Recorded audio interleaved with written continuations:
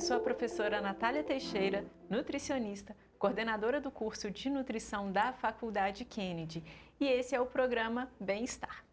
Aqui vamos bater um papo leve, descontraído, sobre saúde, nutrição e, é claro, bem-estar.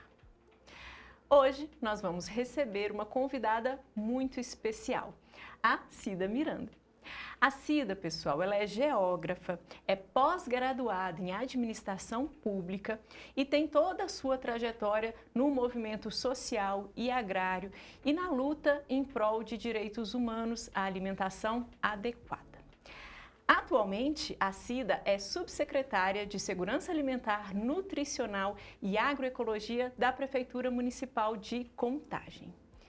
Queria agradecer muito a sua presença, a sua disponibilidade de estar aqui com a gente hoje, Cida. Eu que agradeço, Natália. Um prazer estar com você. Bacana. Bom, nesse ano, o curso de nutrição da Faculdade Kennedy está com uma parceria muito bacana com a Secretaria de Segurança Alimentar de Contagem. O curso está participando ativamente das ações do Outubro Saudável de Contagem.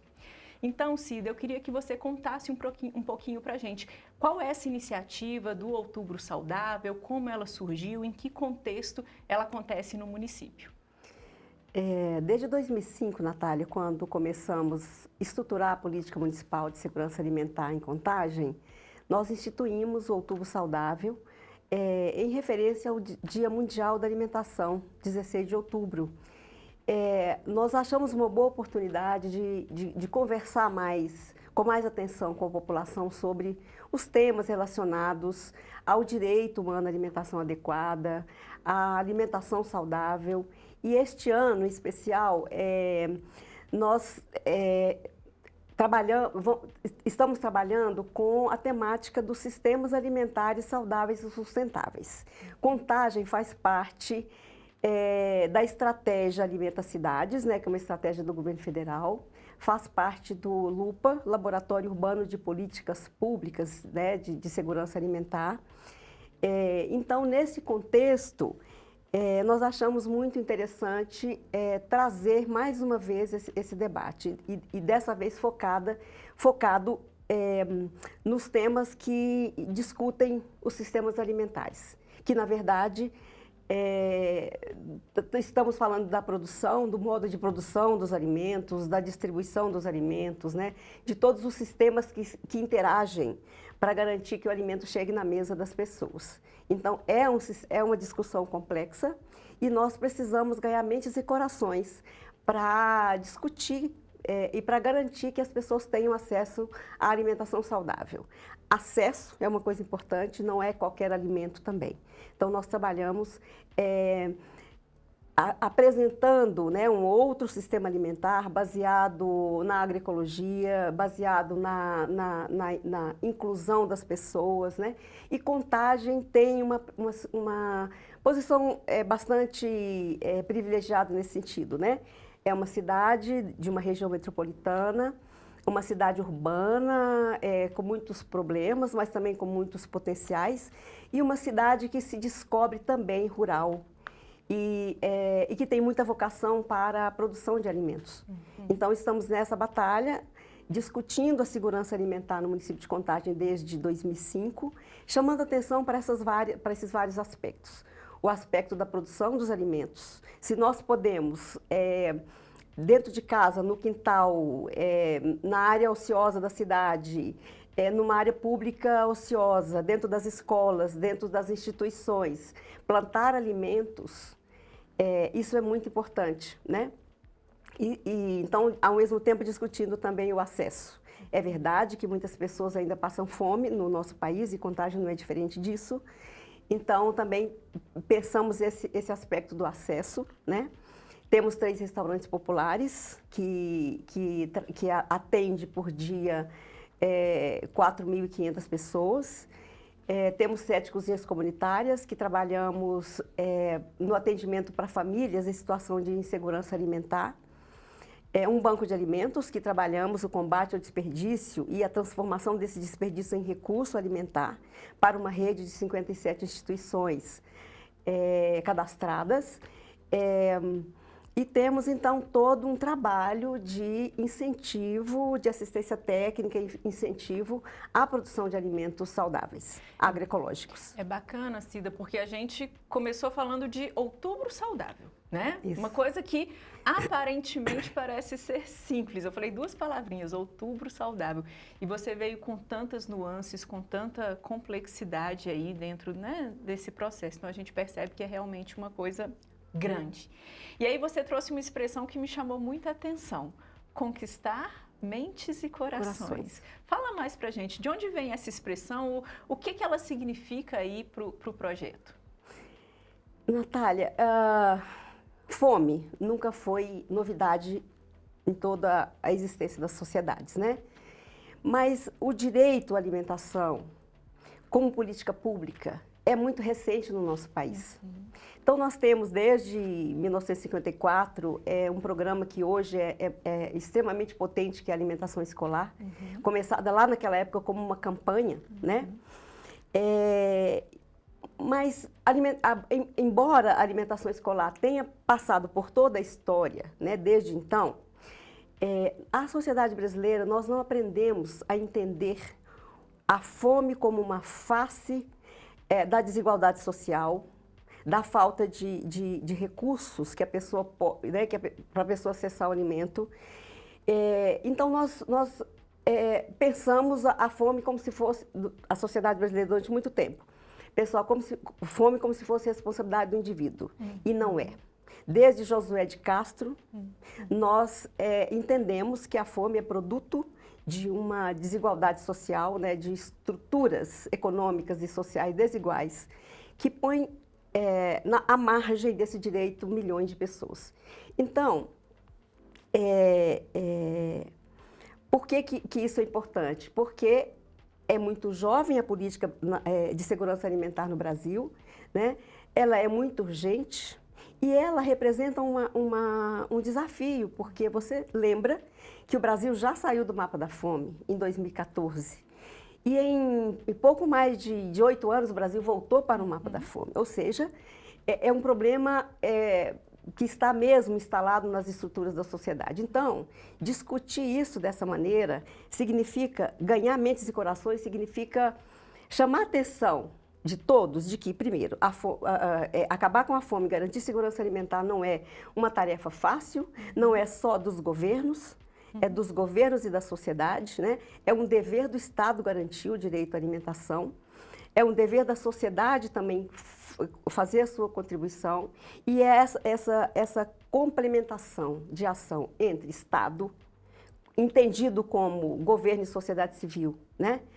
É que vai garantir. Há pessoas que não têm condições sozinhas de garantir a alimentação. Nós não podemos admitir que um país como o nosso, que produz alimento, que ganha dinheiro produzindo alimento, que é gerador de muito lucro, né, com a exportação de alimento, isso desde sempre, né, que pessoas aqui passem fome. Então, ganhar mentes e corações significa chamar atenção para isso, para a responsabilidade coletiva que nós temos com esse problema. E é preciso chamar atenção disso, é preciso ter ações muito concretas. Então, o município é o lugar onde o cidadão acessa ou não essas políticas públicas. É o lugar onde você presencia grupos inteiros passando fome. Então, nós precisamos entender, primeiro, que todos nós somos titulares desse direito. Todos nós, independentemente da nossa classe social, se podemos ou não podemos comprar o alimento, né? Mas, especialmente, precisamos compreender que para aqueles que não têm condição de garantir sozinho o acesso à alimentação, a responsabilidade é nossa, em conjunto, coletivamente. Muito interessante. É interessante que você cita Josué de Castro, a geografia da fome já vem de tantos anos e a gente ainda continua, né, vivenciando isso. Fala aí de uma saída do Brasil do mapa da fome, uma volta, mostrando que as políticas ainda são frágeis, São né? frágeis. E que, dependendo aí de uma série de fatores sociais, elas acabam perdendo aí força, e aí essas iniciativas são tão importantes para ganhar realmente força, né? Bom, eu queria que você contasse um pouquinho aí pra gente, você mencionou alguns pontos, né? banco de alimentos e tudo mais, vou perguntar um por um. Primeiro, eu queria que você contasse um pouquinho sobre a cozinha comunitária, né? É uma grande inovação que o município de Contagem traz, essa integração com os restaurantes populares. Então, conta um pouquinho para a gente dessa parte da iniciativa. A partir de 2003, o governo federal incentivou, pela primeira vez na história, incentivou os municípios a estruturar suas políticas públicas. E, por meio de editais públicos, ele incentivou a criação dos equipamentos. E, desde lá, então, Contagem estruturou 2 cozinhas comunitárias. Qual que é a ideia central da cozinha comunitária? Ser um equipamento de fornecimento de alimentação saudável, nutritiva, especialmente para as pessoas que precisam desse alimento, pessoas que não têm condição de sozinha produzir seu alimento, por alguma razão, desestruturação da família, falta de renda, doença, né? Então, criamos as cozinhas comunitárias implantadas em territórios vulneráveis. Na época, a opção que a prefeitura fez foi de não ter restaurantes populares, investir nas cozinhas comunitárias, porque elas representam um serviço focado na população que mais precisa. E por que hoje elas estão integradas com os restaurantes populares? Porque nos 8 anos seguidos, depois de 8 anos de mandato da prefeita, 3 restaurantes populares foram instalados. Eles são grandes equipamentos, eles custam muito, o custeio deles é altíssimo, e então nós resolvemos aproveitar melhor essa estrutura, né? Maximizar a potência dos restaurantes populares, né? Produzindo a refeição centralmente e distribuindo, então, para os pontos próximos das casas das famílias. Então, essa estratégia de integração, primeiro, ela representa economicidade para o município, porque você não precisa instalar pequenas cozinhas, né, em diversos lugares da cidade. Significa economicidade e significa também a possibilidade de você ampliar os serviços, né? Porque enquanto você não replica uma estrutura física, você replica o serviço. Então, fizemos um trabalho inovador também, de identificação das famílias. Então, reunimos os dados do CadÚnico, dos CRAS, dos CREAS, da Secretaria de Educação, as escolas localizadas naqueles territórios mais vulneráveis, né? E as unidades básicas de saúde, para identificar naquele território. Primeiro fizemos um grande mapa dos territórios mais vulneráveis e depois, para focar quais famílias seriam atendidas, fizemos esse cruzamento de dados mesmo, assim. Na escola X tem uma criança que se alimenta 4 vezes, entra 4 vezes na fila. Então, a escola não tinha aquele dado da família inteira, mas tinha esse indicador.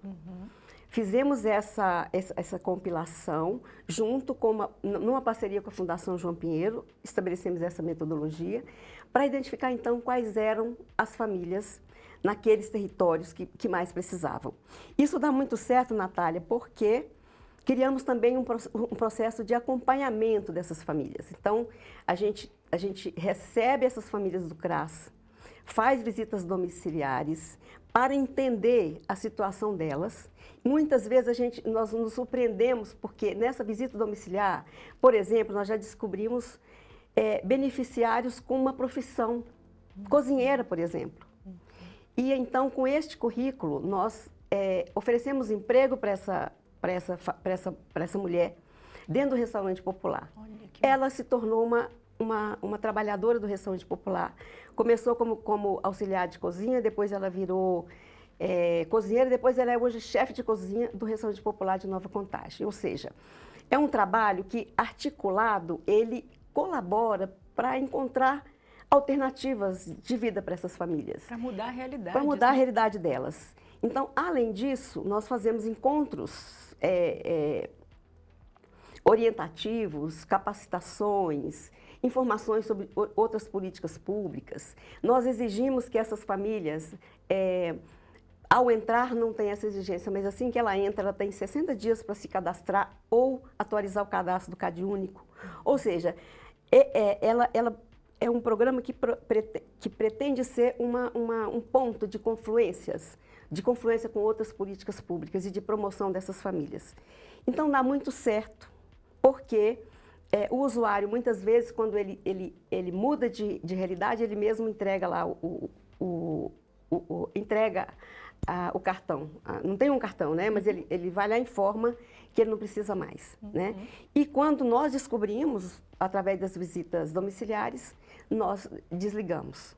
E temos todo um pacto com eles, eles recebem um termo de compromisso conosco, eles recebem todas as orientações, porque a ideia é que não seja uma política permanente na vida das pessoas, é que ela seja uma política passageira, de suporte para que ela possa galgar outros acessos. Né? Muito bacana.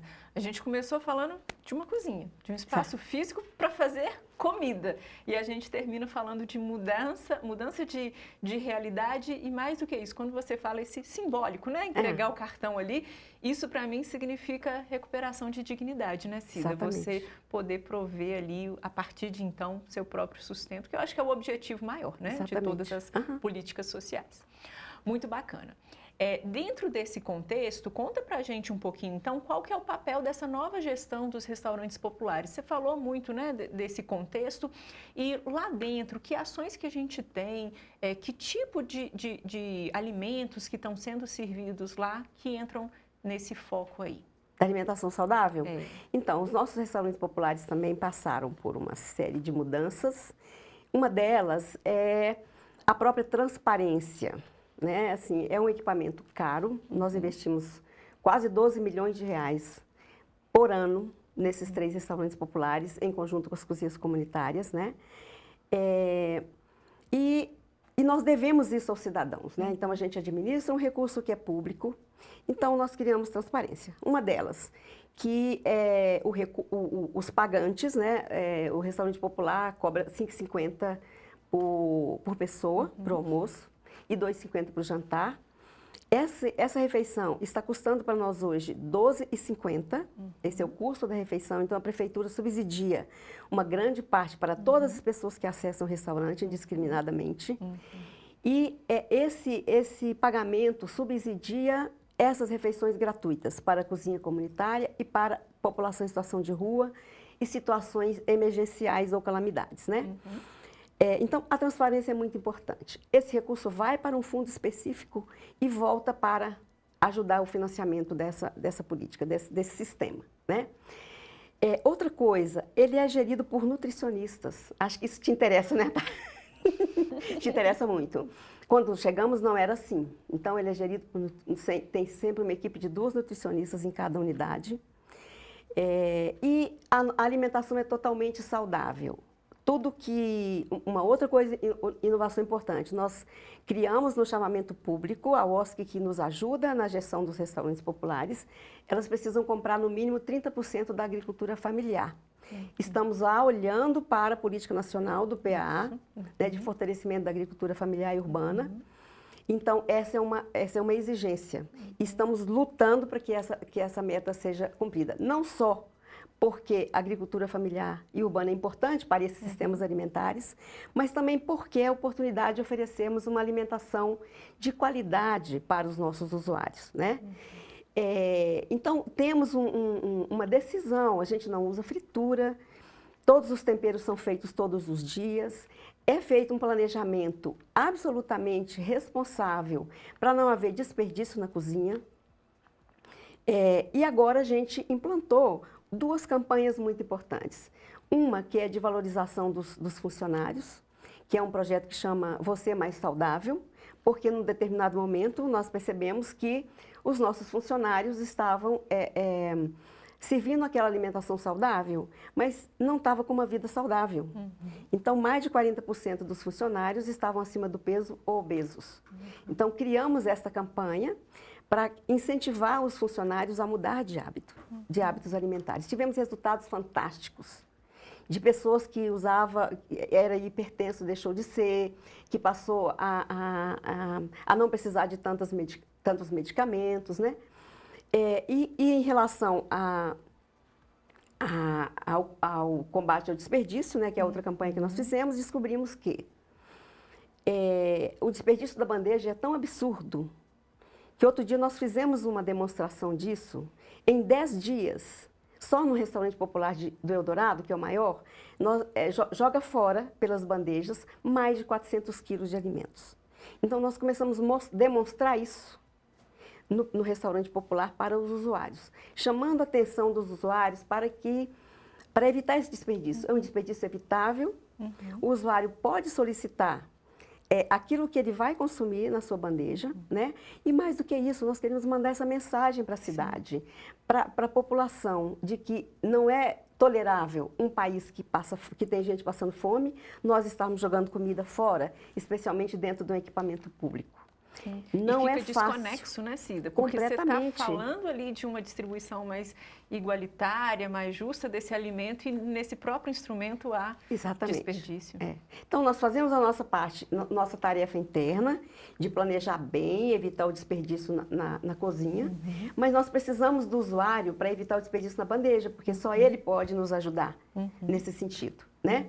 E chamar atenção porque queremos mandar essa mensagem para as casas, para as famílias, para toda a sociedade, de que não é admissível esse tipo de desperdício. Tivemos na semana passada, nesses debates do Outubro Saudável, com a nutricionista Natália Tenuta, outra Natália maravilhosa, sua xará, onde ela trazia para a gente essa questão do desperdício, que é absurdo, o desperdício de alimento no Brasil e no mundo, né? É absurdo. E, segundo ela, o Brasil ainda não tem uma metodologia própria de levantamento de desperdício, de perdas e desperdícios, mas a Embrapa, a ONU tem, né? Então há uma previsão,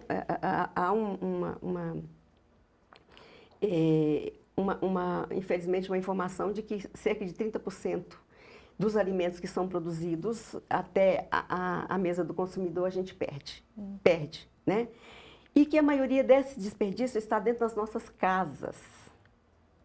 Então, de novo, nós estamos falando de uma realidade de emergência climática, né? Nós estamos falando de secas extremas, de chuvas extremas, né?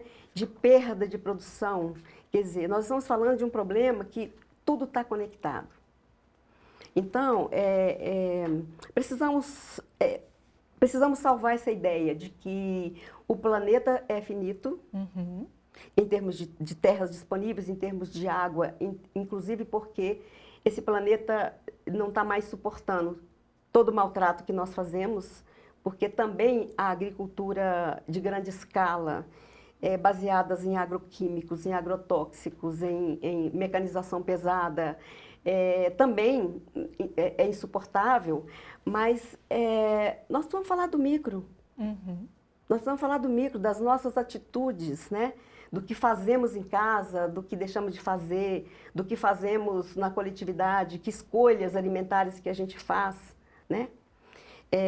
Então é disso tudo que a gente está falando. E é um papel, acima de tudo, de educação, né, Sim. Cida? A partir do momento que a gente pensa no que nós podemos fazer em casa, que pode ser um pouquinho, que eu consigo fazer, mas se todo mundo conseguir fazer... Se cada um fizer uma parte.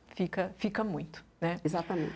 Bom, e aí eu queria que você fechasse aí para a gente como é que fica essa questão do fomento à agricultura, do banco de alimentos, que papel que isso tem aí para a contagem? Então, o banco de alimentos, ele está conectado a uma rede metropolitana, mineira e nacional, né? A rede de bancos de alimentos são mais de 250 bancos de alimentos no Brasil todo, mas ainda assim é muito pouco, né? Contagem, temos 2 bancos de alimentos em Contagem, o nosso municipal e o da Ceasa, que neste momento está num momento muito positivo, porque o governo federal também lançou recentemente um plano nacional de abastecimento, buscando para ele novamente o papel da Ceasa, o papel dos bancos de alimentos da Ceasa, que é um grande foco de desperdício, né? E pode ser um grande local, quer dizer, uma grande oportunidade também de arrecadar muito mais alimento e além disso, desafogar os aterros sanitários. É impressionante a quantidade de alimento que vai para os aterros sanitários, pressionando, né, os já sobrecarregados, né, nesses aterros sanitários. E também poluindo, né? Então, nós estamos nessa rede, o Banco de Alimentos de Contagem arrecada aproximadamente entre 16 a 20 toneladas de alimentos por mês. E aí fazemos a triagem e redistribuímos esse alimento para a nossa rede cadastrada, né? E junto com isso, não só no banco, mas em todos os equipamentos, em todas nas nossas oportunidades, o papel da educação alimentar e nutricional, que é também uma política pública, né, Natália? Nós fizemos a nossa conferência de segurança alimentar. Os nossos papeizinhos aqui na mão. A nossa conferência de segurança alimentar, 5ª conferência no ano passado. E nós tivemos 2 boas surpresas aqui, nas propostas que vieram da sociedade. Nós fizemos 13 atividades no município inteiro. Tivemos mais de 800 pessoas participando desse debate. É um outro aspecto importante da segurança alimentar, a participação popular. Os conselhos, né? É muito importante. Daqui, nós extraímos que 40% das propostas dizem respeito à agricultura, por incrível que pareça. Temos um plano diretor em Contagem, votado, construído a partir de uma conferência de políticas urbanas poderosa em 2022. E esse plano diretor, ele indica o papel do sistema alimentar sustentável, o papel da agroecologia, o papel da ocupação sustentável do solo, dos territórios, a defesa das águas. Então, está tudo aqui. As diretrizes nós temos. Outra coisa, os circuitos curtos de comercialização. Então, se nós podemos produzir o alimento na nossa casa, perto da nossa casa, nós vamos evitar o uso da infraestrutura que usa de produção de transporte, de produção de poluição, enfim. E Contagem está também construindo o seu plano de ação climática. Então, tudo isso está se encontrando, se confluindo, para que a gente possa pensar uma cidade mais sustentável, produzindo alimentos de qualidade. A escala, Natália, nós vamos ter que ir construindo a escala.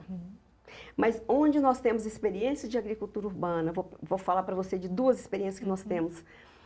Sapucaias, no tropical, e Amendoeiras no nacional. Onde nós temos essas 2 experiências de ocupação de um terreno público, que foi destinado à produção de alimentos, não só produz alimento, resgata vidas. Porque a maioria são mulheres, e a maioria dessas mulheres estavam em casas deprimidas, tomando remédio, e elas vêm para esse espaço da coletividade, da sociabilização. Elas estão redescobrindo a sua vida, se conectando com a comunidade, participando dos conselhos, participando das decisões, gerando renda e comendo melhor e garantindo saúde. Então, são vários aspectos que a gente busca com essas experiências. Estamos falando de experiência de pequena escala, mas estamos falando de um grande potencial que nós temos. E se a gente coloca isso no contexto da região metropolitana, por exemplo, Belo Horizonte é uma cidade que não tem área rural nenhuma, mas, portanto, tem uma estratégia de agricultura urbana fortíssima, importantíssima, que hoje pode ser uma nova forma de ocupar os solos de forma equilibrada, né?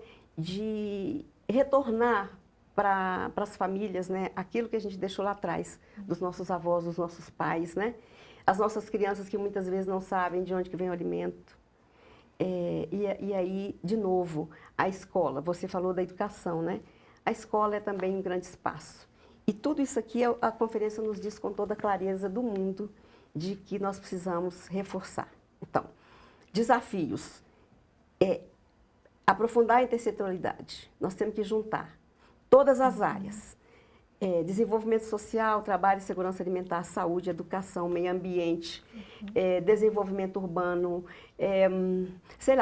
administração, todos os serviços públicos, de alguma maneira eles conectam com a problemática da alimentação. De alguma maneira eles conectam. Mas uma administração, secretaria, por que conecta? Porque é ali que você constrói todos os processos de compra, por exemplo, né? E você pode facilitar, tendo uma administração pública acessível, disposta, você pode facilitar a compra de agricultores urbanos do seu território, de agricultores familiares do nosso entorno, né? E você pode também colaborar, a Secretaria de Administração fala com todos os servidores públicos. Servidores públicos somos titulares dos direitos. Então, ganhar mentes e corações de todas as pessoas para poder fazer a luta pela alimentação saudável. Começando pela nossa mesmo, né? Sim. O primeiro passo a gente dá em casa, Não é? né? Nossa, eu amei esse papo. Acho que a gente começa assim, um programa que chama Saúde, que chama Bem-Estar. Falo que a gente vai falar de nutrição, de saúde. Falamos de tudo isso, mas com muito mais profundidade, com muito mais complexidade, que é o que o tema exige, né? Então fica aí um recado mesmo para quem está em casa de pensar em tudo que existe por trás do alimento. Quando você está ali se alimentando, quando tem uma comida ali no seu prato, tem muito mais coisa por trás. E aí, Cida, eu queria pedir que você deixasse também um recado para quem está assistindo a gente. Conquiste aí mentes, corações de quem está lá assistindo a gente. Deixe um recado para sensibilizar realmente sobre esse assunto que é tão importante. Eu acredito, sinceramente, pessoal, que as nossas atitudes mudam o mundo. Desde as nossas escolhas, qual o alimento que nós estamos escolhendo, né? A maneira de cuidarmos da água na nossa casa, a maneira de enxergarmos a nossa realidade social. Quer dizer, o problema da fome, ou da insegurança alimentar, ou da desnutrição, diz respeito a todos nós. Então, o meu convite é que venha conosco. Temos um guia alimentar da população brasileira poderoso. Esse guia está disponível no Ministério da Saúde, você pode baixar. Temos um guia para as crianças até 2 anos, né?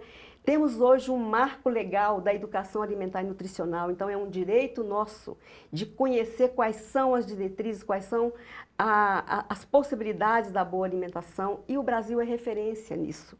Esse guia, ele é conhecido no mundo inteiro, então vamos adotar o guia, vamos conhecer e venha nos ajudar. Todas as pessoas têm alguma coisa a fazer para ajudar nessa luta contra a fome e muito mais, por uma sociedade sustentável, pela democratização dos sistemas alimentares, pela inclusão de pessoas nesses sistemas. Não é admissível, né, gente, que nós tenhamos um Brasil tão rico, com tantas terras, com tantas águas, com tanta gente, com tantas tecnologias, e nós não podemos admitir que pessoas passem fome. É imoral.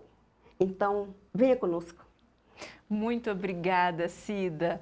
Esse foi o programa Bem-Estar, uma parceria da TV Promove com a Faculdade Kennedy. Até a próxima!